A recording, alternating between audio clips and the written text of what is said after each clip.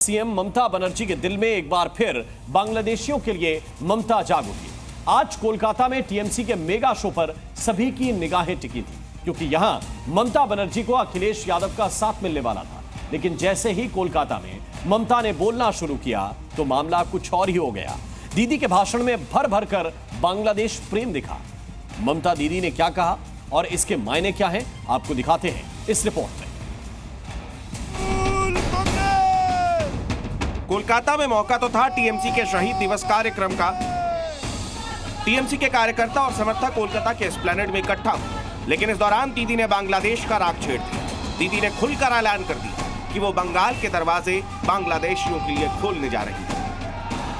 কিন্তু আমি এটুকু বলতে পারি, অসহায় মানুষ যদি বাংলায় দরজা খটখটানি করে আমরা তাদের আশ্রয় নিশ্চয়ই দেব।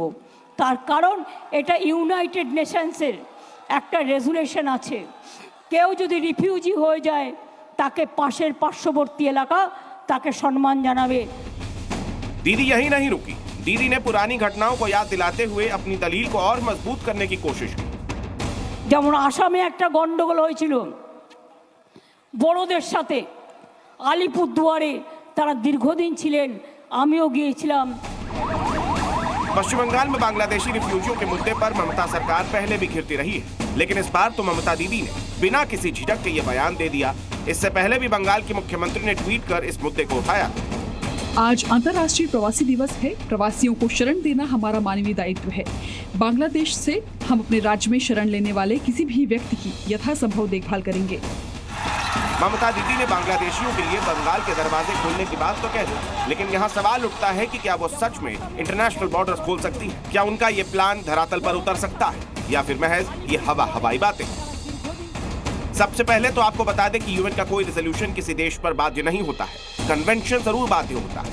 ममता बनर्जी अगर 1951 के यूएन कन्वेंशन का जिक्र कर रही हैं, तो उस पर भारत ने दस्तखत ही नहीं किए थे। और आखिर में यह भी बता दें कि राज्य सरकार किसी देश की सीमा खोलने या किसी देश के नागरिकों को शरण देने का फैसला नहीं कर सकती।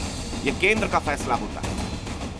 दीदी कैसे बॉर्डर खोलने की बात कर रही हैं, ये तो वही जाने। लेकिन दीदी के इस बयान पर बीजेपी से पहले कांग्रेस ने ही उन्हें आईना दिखा दिया।